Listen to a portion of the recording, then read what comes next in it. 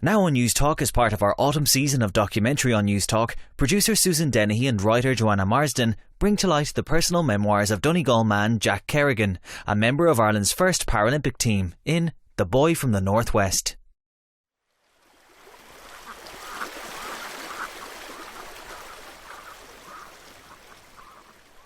In Drumahair, County Leitrim, in the northwest of Ireland, the River Camogue runs through the small holding of Rosemary Kerrigan. You can hear the river. It's the river down there. You see just where that sign is, just before it there's a gate.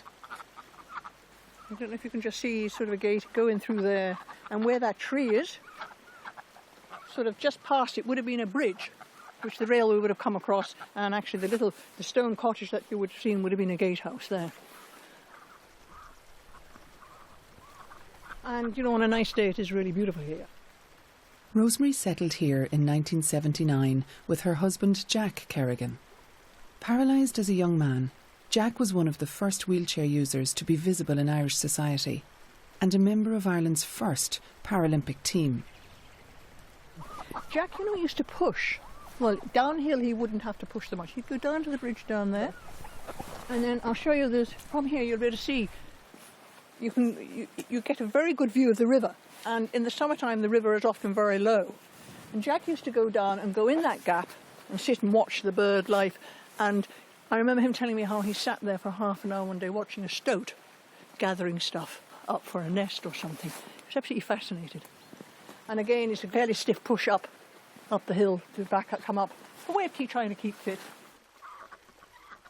It was here, in Drumahair, looking through his kitchen window at the mountain known as Benbow, that Jack typed his memoirs. He had grown up in the nearby seaside town of Bundoran, but his story begins in Scotland, where he was working as a carpenter on a hydroelectric scheme.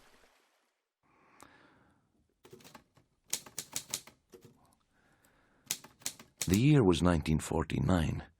The month was June. I was 21.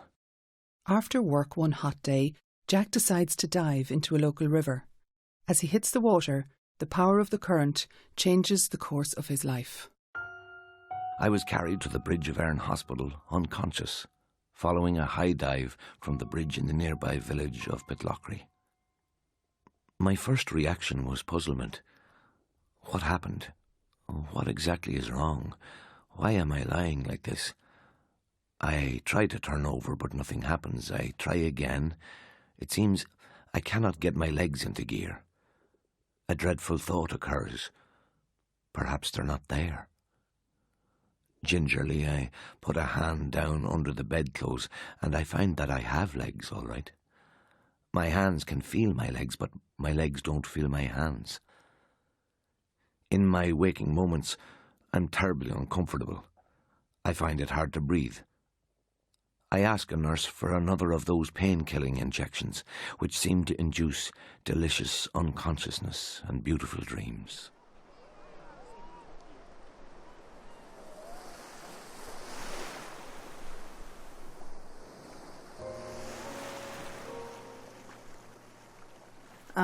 Now his parents were notified and his father came over, and his father was standing there, and they kept on saying to him, well, he's going to die, you know, he will die.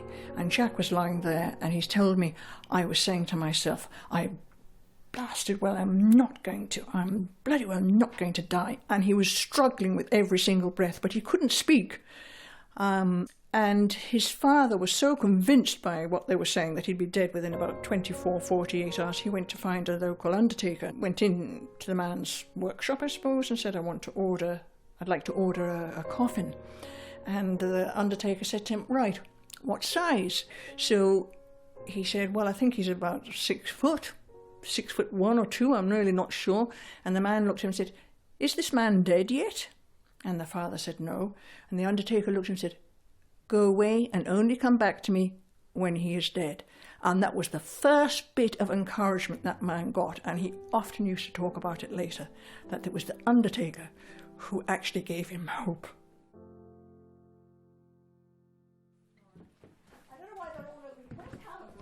Oh, that's where the lake is. Oh, the fire is lovely. Lovely. Inside Rosemary's cottage, she's making tea for her son Jonathan and his children, Callum and Isabel, who have come to visit and look at Jack's old photo album. Well, by the way, there's Benbow. While the sun, a little while ago, you wouldn't have been able to see it at all. And when we first came here, the trees were not nearly up as far as that, so it was far more impacting on us, you know. But if you'd been here a few hours ago, you wouldn't have seen it at all. So that's Benbow.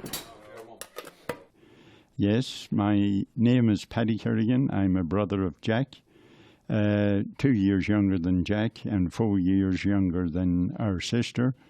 I'm now 85 and I live in a place called Old Adaminaby on Lake Yucumbe. I came to Australia in 1953 and have been here ever since. Now, my mother ran a boarding house when we were kids growing up. She used to keep about 30 or 40 people during the summer months, and Dad had a fairly good job with the railway. He was with the railway from he was 13 years of age. Now, Bundoran had a very big beach. All along the beach you had bathing boxes in those days. There were little boxes on wheels. Rogie Rock, where all the young lads used to dive from, that was over on the right-hand side of the beach as you look out to sea. Jack, he and I used to do a lot of diving from up the top of that, somersaults and swallows and jackknives and all the rest. Now, that's taking off from Rogie, okay? This is part of Rogie. Somebody has managed to take a photograph from underneath up at him, and he's like he's flying like a swallow. Then it's going down. Oh, there's that one again. Do you see it? There's Rogie. And they're curling up to go into it, into the water.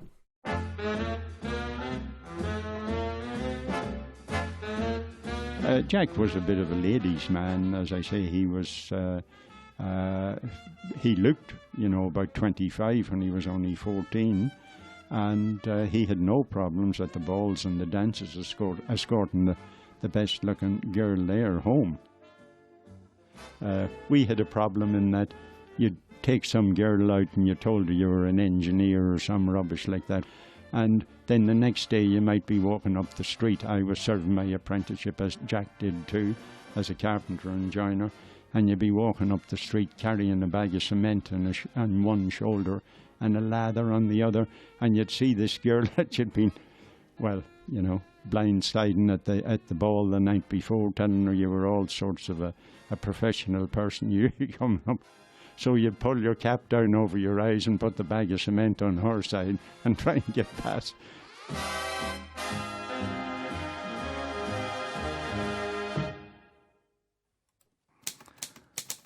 Is it conceivable that medicine, with all its wonder drugs, its new techniques of transplant surgery, has no cure for this?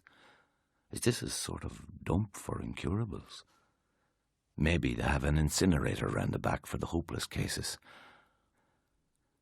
The staff here are nice enough people, but they want to teach me how to manage without the use of my legs.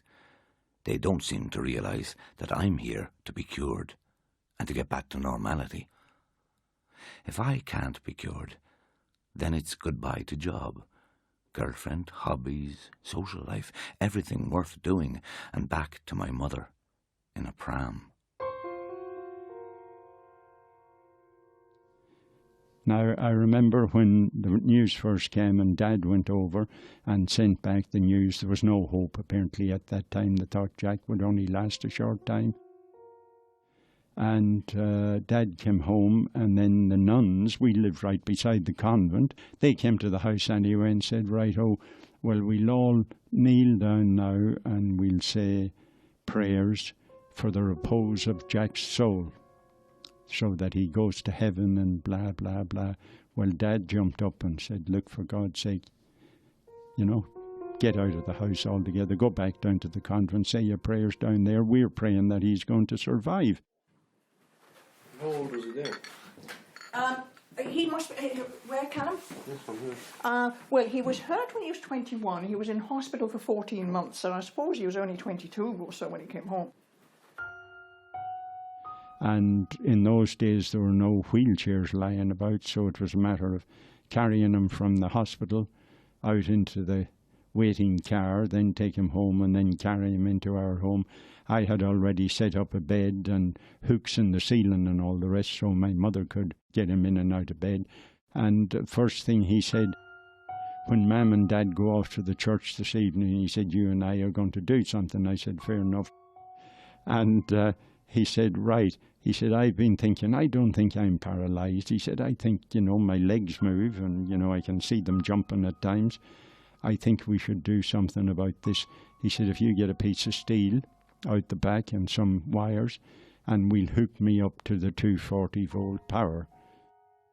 So I said, okay. So I went off and got the wires and plugged them into through the power point and hooked Jack up with a bar in his hand, holding on to that, and his feet on this piece of railway line with the other wire hooked onto that. So Jack gave me when I say go, switch her on. So I switched her on. Well, Jack jumped all over the place. His feet went over and back on this rail, and he was trembling, shaking with this 240-volt going through him.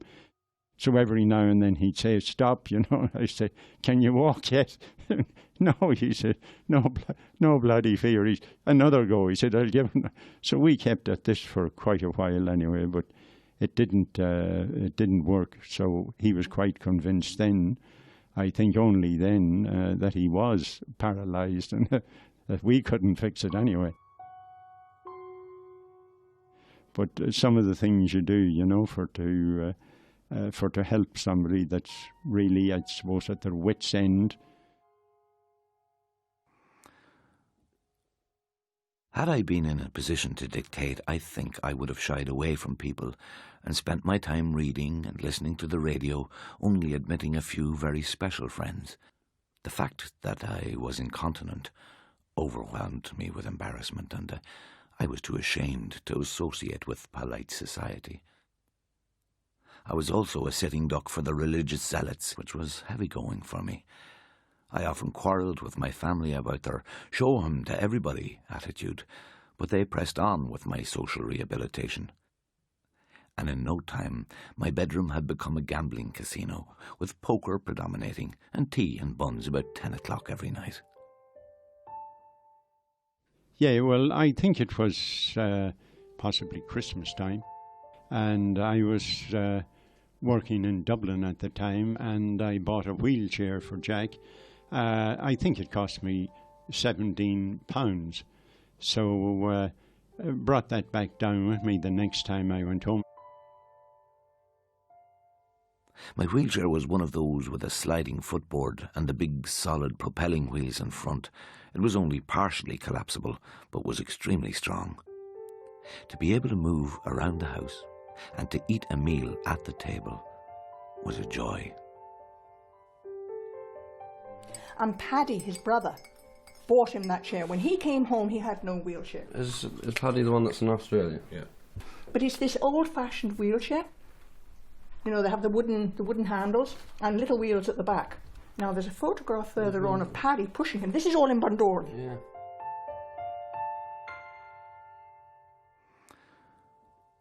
I come to terms with the varying public attitudes I encounter as I'm out and about in Bundoran. I learn not to be offended by people who are so embarrassed by my changed circumstances that they cross the road rather than speak to me. I learn to graciously accept the effusive condolences of those who wish to sympathise with me. I am grateful for the many friends who treat me exactly as before.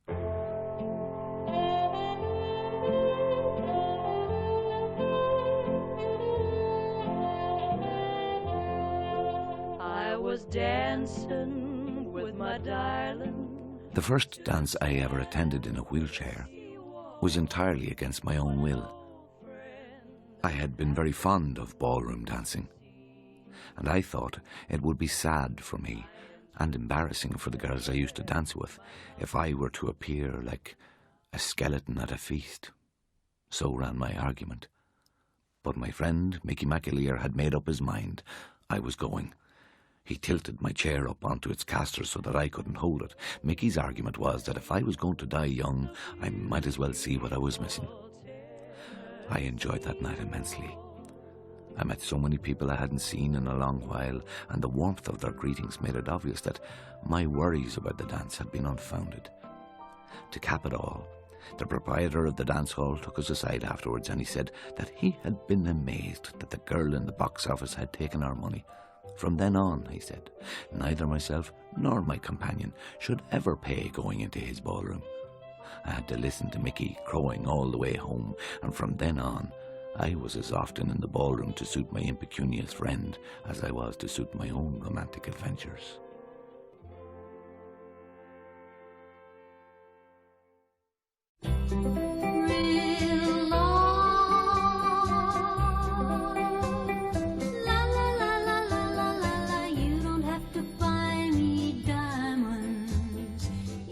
He would have been very, very popular and very well liked. And for instance, people like Ruby Murray, who in her very early days and when she was just becoming very, very well known, she would be down in Bundoran. Belfast singer Ruby Murray often performed in the ballrooms of Bundoran during the summer seasons of the early 50s. She would soon go on to international stardom. I don't know how those two came to know one another. She would be considerably younger than him. And she was really very, very, very fond of him, terribly fond of him.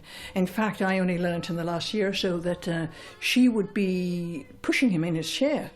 And many years later, a letter came from Ruby to him, which in some ways was quite sad, because obviously life hadn't gone quite the way she had hoped it would. And in a way, I think she was trying to sort of see what he was doing then, and was he married or not. And it wasn't said in so many words, but you could get that undertone. And he was really very sad about that.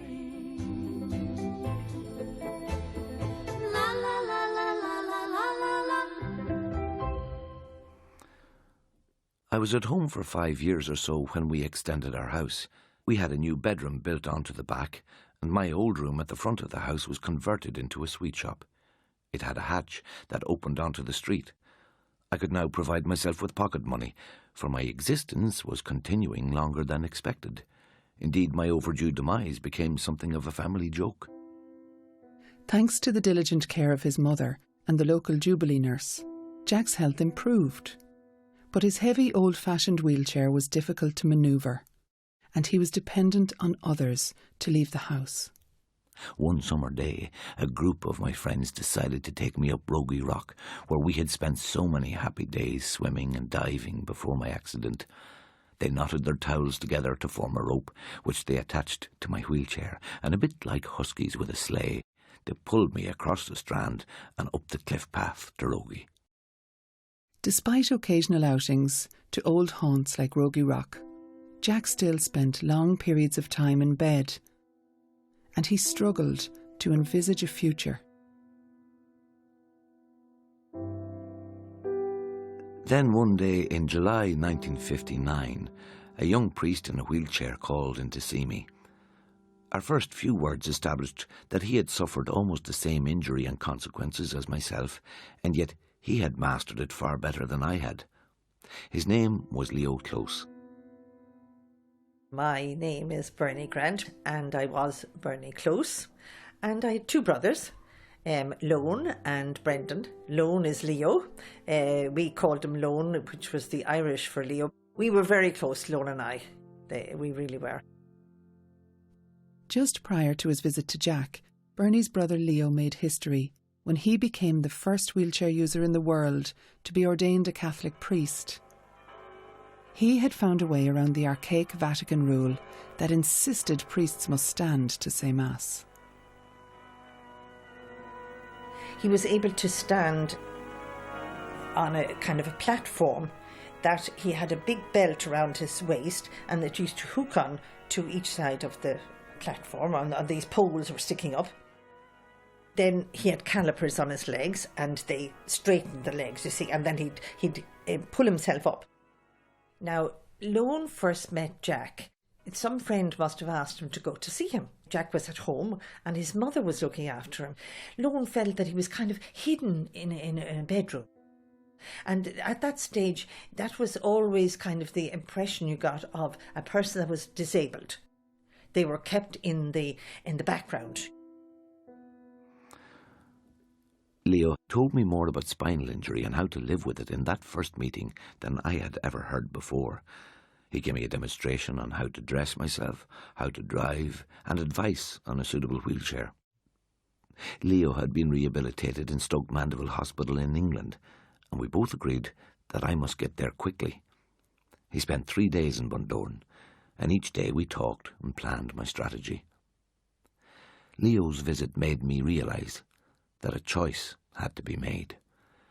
Either I was content to be the family invalid, given regular meals, weekly trips to the pub, mollycoddled and shielded from cold and work, or I took responsibility for myself and led a normal life within the confines of a wheelchair.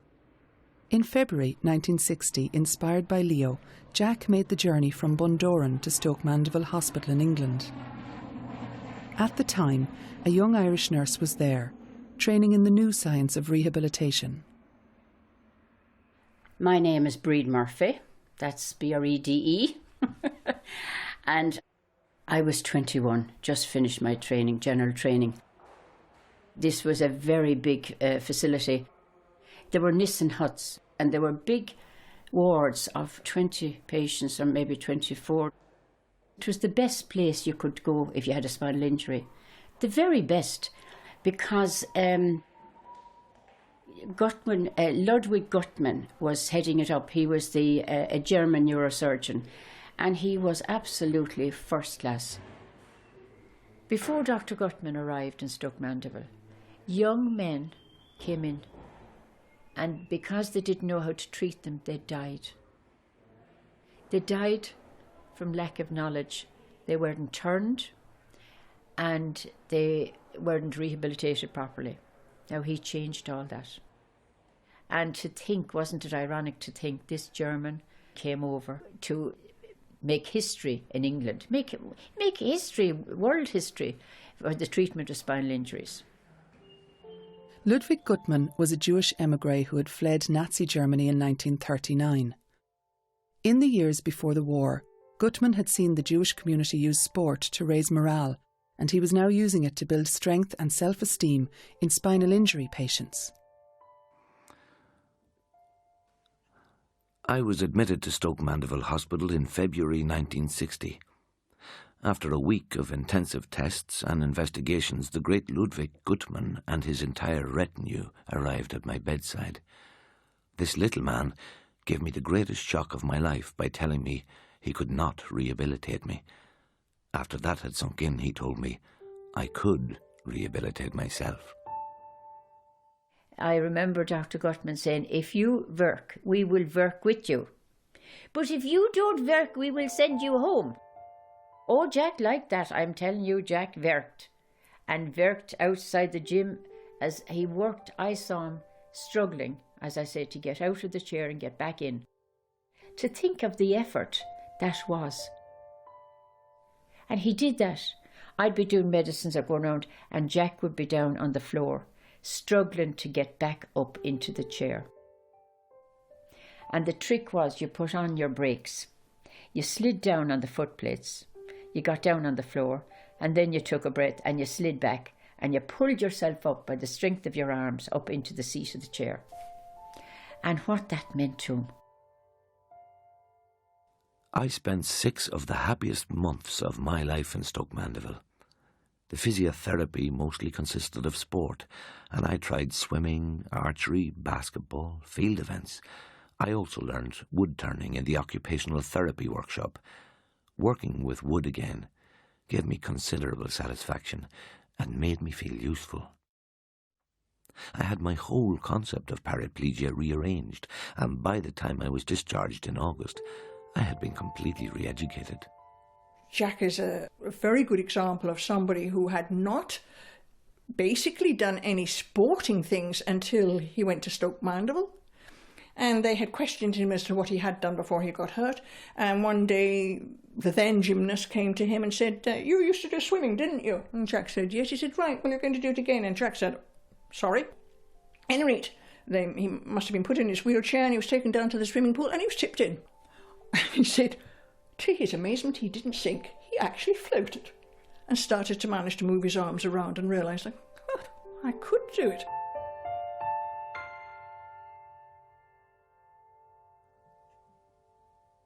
My parents had moved house when I was away at Stoke Mandeville. My father, being a driver on the Great Northern Railway, was transferred to Drogheda when the branch line in Bundoran closed down, and now I found myself in a new location. My parents had also bought a car, to which hand controls were fitted, and I was soon motoring. This opened new vistas and gave me untold freedom and independence. Looking back, I can now appreciate my parents' incredible generosity. They were opening the door after years of caring for me.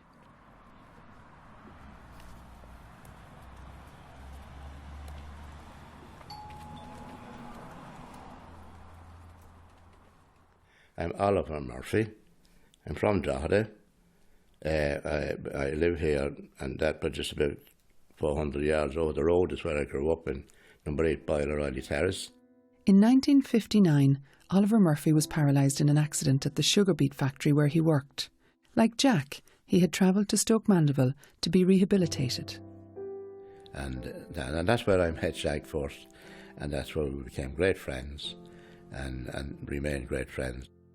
Back in Ireland, Jack, Oliver and Leo began to play sport together. In the summer of 1960, Leo was asked to captain an Irish team for the first International Paralympic Games, the brainchild of Ludwig Guttmann. Besides, I want to thank in a special way Dr. Guttmann, who has agreed that the Stoke Mandeville Games shall be held in Rome after the Olympic Games, on the same sports grounds of the 17th Olympiad. Leo, Jack and Oliver, together with 2 other wheelchair users, Joan Horn and Jimmy Levins, prepared to leave Dublin for this historic event. You're listening to The Boy from the Northwest on News Talk 106 to 108.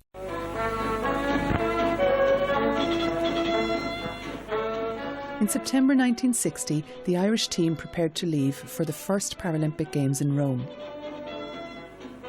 Jack Kerrigan and his 2 good friends Leo Close and Oliver Murphy were on the team. It was, for us, sure, it was mighty. And then we were all put on board. I think we were carried on individually onto the plane. And all these wheelchairs were going. They had somebody with each one. They had uniforms and everything. They were all dressed for the games. The Irish team was one of 23 international teams making their way to Rome, where the Italian hosts were preparing for this unprecedented gathering of wheelchair users. The army played a big part in helping at those games. Coming into the Olympic Village, and we were sitting on the bus looking at this accommodation, which was up on stilts. There was no ground floor. And we said, my God, and there was no lift. How are we going to manage here? So what they did was to put plywood on these steps, and there was no way you could manage them yourself, but there was army personnel on duty the whole time, and they pushed you up. So it wasn't what they call accessible in any way. Despite the inaccessibility of the venue, it was a revelation to compete as equals with so many other disabled athletes. Lone himself was in table tennis and javelin and discus and the shot put, I think, whereas Jack would be in the swimming and all that, and Oliver, and archery, of course, was a great sport. I think the fun was part of it. Apparently they were supplied with a lunch pack every day, wherever they went to the field events, okay? But the lunch pack, being Italy, always included vino. But Oliver didn't drink, and quite a few of them said they wouldn't drink. So Jack said, well, I can drink. I'll drink. I won't do any harm to me. But so one day anyway, Jack was there, and he was going to do what they call dartry in the afternoon. You know, it's playing darts with the bow and arrow. So wherever number was didn't drink the Vino Jackson, so I drank. It's just only harmless stuff. But it wasn't so harmless at all. So I could still see him and one of these fellas going round, Italians, with a little tray in front of them, and the little cups of black coffee, strong coffee. Don't know how many he drank to steady himself up.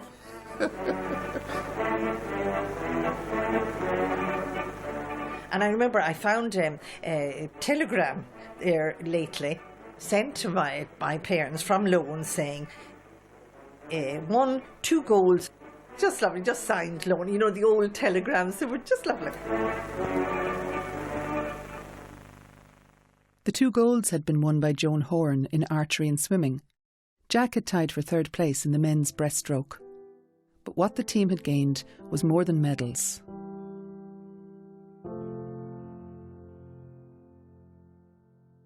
We were the centre of attraction.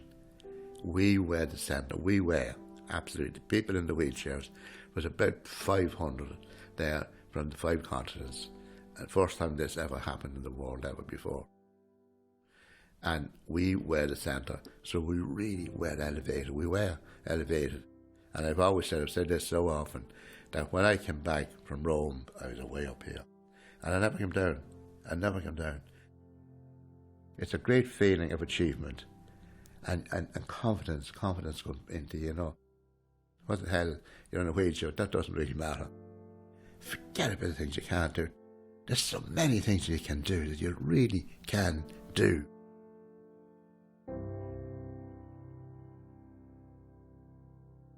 But it was after that they decided, Jack, Leo and Oliver, the 3 of them, that they would be far better off to form an association themselves just for wheelchair users. At 8 p.m. on the evening of November 10th, 1960, 10 of us gathered around a table in the pillar room of the Mater Hospital in Dublin. A little after 9 p.m, when everyone had said their piece, Father Leo called for formal proposals. I proposed, and Oliver Murphy seconded, that an organisation be formed to help Irish people who were confined to wheelchairs. I was appointed first secretary of this new organisation, and I recorded the minutes of the meeting in a little red memo book. To start our fund, a subscription of 10 shillings each was put into the kitty in the centre of the table, and so ended the first meeting of the Irish Wheelchair Association. We were real pioneers. We hadn't a clue what we were doing or what was going to happen. We just kept going. But see, when we started first, one of the things was very big at that time. The people were very self-conscious. We ran in Dublin, they ran weekly socials, and they organised every week transport, no drivers, entertainment, and they'd have a whale of a time. Once a week they'd go and there'd be dancing and music and all that. But they were designed to get people to come out. While Jack was volunteering for the Irish Wheelchair Association, he became ill and was admitted to the newly formed National Rehabilitation Hospital in Dunleary. While recovering there, he met a young English occupational therapist called Rosemary Burgess. And there was this guy called Jimmy Kerrigan. Quite frequently, Jimmy would say to me, "Good morning, Miss Burgess, have you met Jack Kerrigan yet?" And I'd say, "No, I haven't." And he would be going on and on about this man, Jack Kerrigan. And after about 4 or 5 days, a referral card arrived down for occupational therapy for Jack Kerrigan. So I went up to the ward at the usual time and went over to him and said, "Good morning." I can't actually put it into words. I think one of the things about Jack were his eyes. He had greeny brown eyes, very unusual colour, but very, very, and eyes that were very, very vocal, if you like. I mean, you could see when he was teasing you, you know, the glimmerer, the humorous, courteous, lovely courteous manner. One of the things that Jack always did, he had time for everybody. He was just a very unique person. Rosemary and Jack began to discreetly see each other outside of hospital hours. Their feelings quickly grew, but they were both cautious. He'd always maintained he'd never get married. I had always maintained I'd never get married. Seeing what had happened in my family, no way. And Jack said he decided a long time ago he would not marry because he couldn't ask any girl to marry him. He couldn't earn his living. He was on disability. He didn't, in those days I don't know how little it was, but it wasn't much or anything. So I think what happened is that two people who were absolutely convinced that they would never get married relaxed and got to know each other, initially to be a platonic relationship, which developed into a huge warmth for each other, if you like. I don't know whether I was the wiser one or not, but I decided I really had to sort myself out and see, did I want to stay with a man? Was I changing my mind about getting married? So without saying anything to Jack, I decided I'd try and go and work somewhere else for a while. Rosemary took a post at a hospital in Heidelberg, Germany. In her absence, Jack got a job working with other wheelchair users. And in the evenings, he focused on training for the next Paralympic Games. He wrote to Rosemary each week. 2 Railway Terrace, Drogheda, 14th of June 1964. Dearest Rosemary, here I am again tonight, with pen in hand and heart full. I'm very tired and sleepy, so forgive me if this letter is rather a mess. I stayed late this evening at the Jacob's Pool, as I have done several nights this week. I have a graph made out and pinned on the back of the workshop door. A light pencil line shows the progress that must be achieved to qualify for the Tokyo Games. After every swim, I put a dot in the appropriate square, and so far not only am I holding my own against the pencil line, I'm beating it all the way. However, that's not what I wanted to talk to you about at all. I got your letter this morning, thanking me for the roses, and I felt an awful clot as in my haste to post my last letter I hadn't thanked you for the cigars. Thank you, darling, they're lovely. I've only smoked one as yet. I had also forgotten to answer your very important question, and that is to say that it would be my eventual ambition, when I make the money, to build our own house in the country, with electricity, piped water, or perhaps its own well, 2 or 3 acres of land, a dog, a horse, and maybe even children. In talking of the future, I know I use your name without restraint, but, sweetheart, don't think I expect you to marry me, though of course I want you to marry me very much indeed. And I may as well tell you the rest. Father Leo is leaving for his post in New Zealand on the 5th of October, and I hope he'll marry us before he leaves. I know it's crazy, but think about it for a week before you say anything. My eyes are closing, so I'll turn over and go to sleep thinking of you. I dreamed last night that you were coming down the steps out of the plane at Dublin Airport, and I was waiting and kissed you and hugged you lightly. Just a public preliminary. Maybe I'll do the same tonight. Good night, darling. Jack. Rosemary returned from Germany, and despite the disapproval of many in society, she accepted Jack's proposal. To describe Rosemary, well, I suppose Rosemary was one of the most competent people you could ever wish to meet, and Jack was so lucky to meet Rosemary, and that they formed a relationship that lasted for all those years. I had been told by long and happily married people that from the surmounting of the greatest problems together comes the greatest happiness.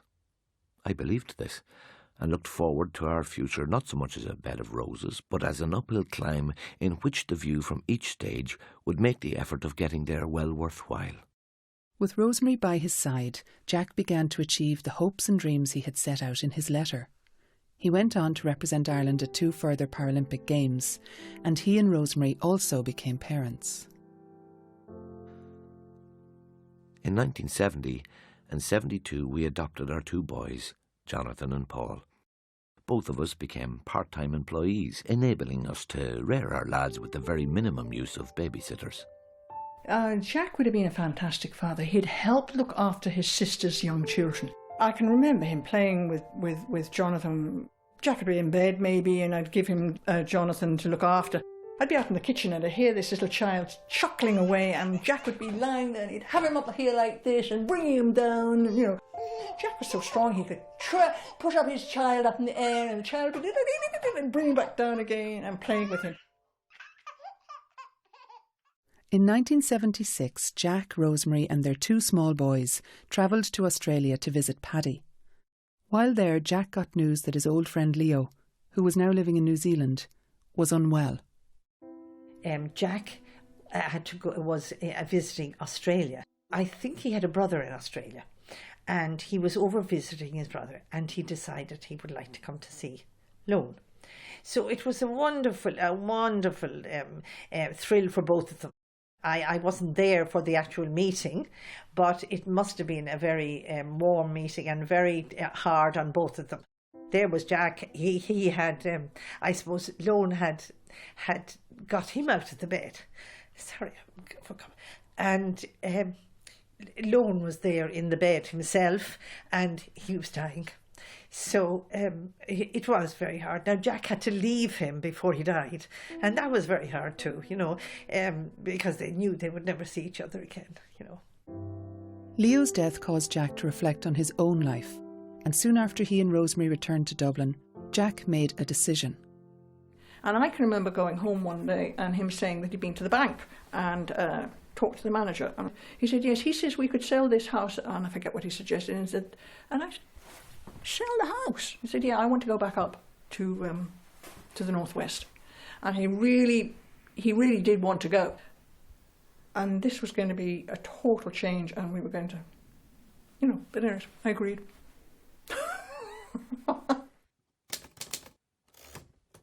I retired in 1978, and in 1979 we moved to Dromahare in County Leitrim, where we embarked on our next project, to build a bungalow designed by me and to run a 10-acre small holding.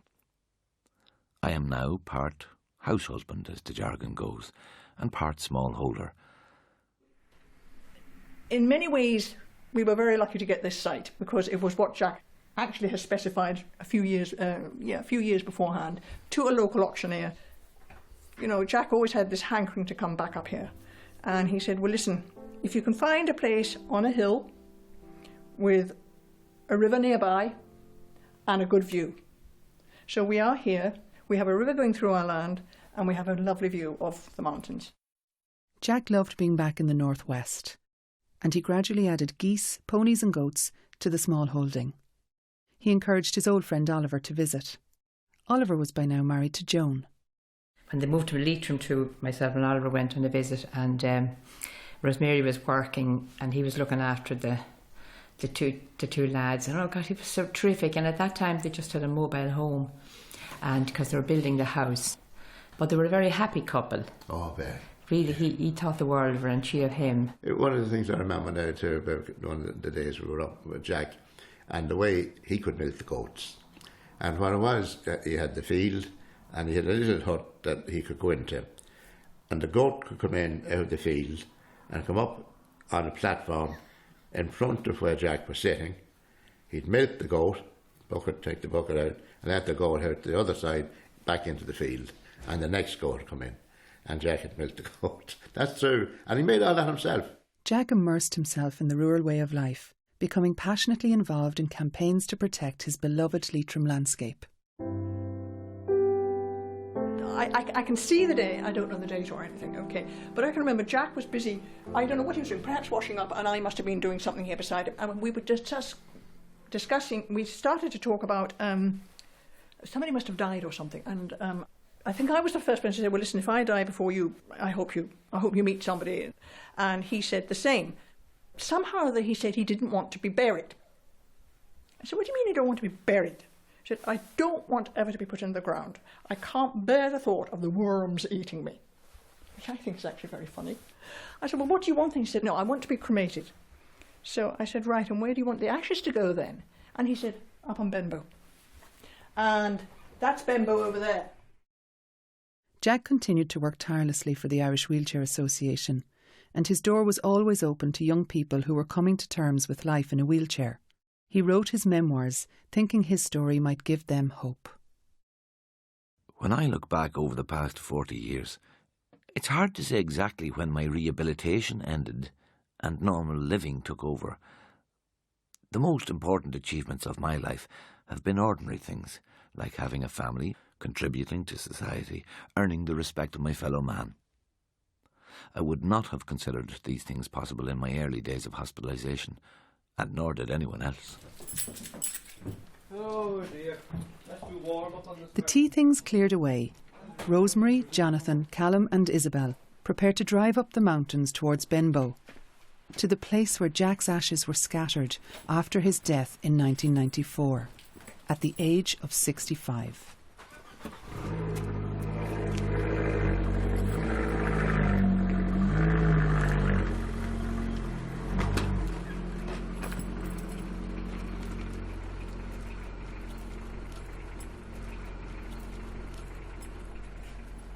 I phoned him, just the day prior to his passing away. He was in a lot of pain and had decided not to continue on dialysis. He said, I can't complain. I've loved and enjoyed a very full and happy life thanks to Rosemary, Jonathan, Paul, and a lot of very good supportive friends. There's a view of lakes outside Drummerhair.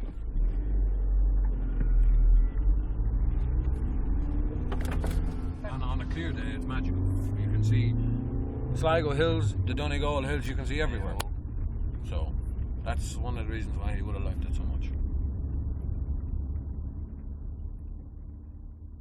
This is really a magic place.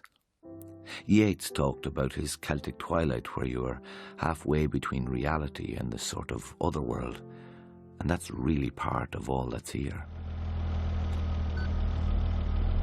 We would have got out and got over, and I'm not saying this is 100% the actual spot, but do you see this piece of grass here? It's this little promontory there. We would have been there, and I can see Jonathan writing Jack with the ashes in my mind's eye.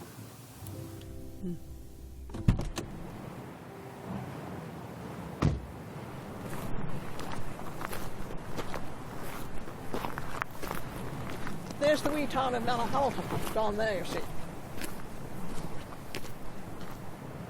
Can you not see why he would have loved it?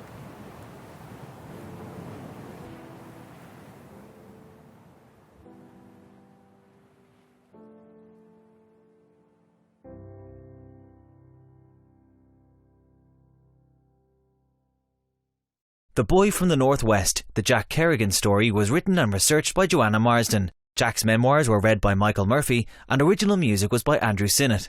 The programme was produced by Susan Dennehy and was supported by a grant from the Broadcasting Authority of Ireland with a television licence fee. To listen back to this or any other Newstalk documentary, go to newstalk.com/documentary on Newstalk.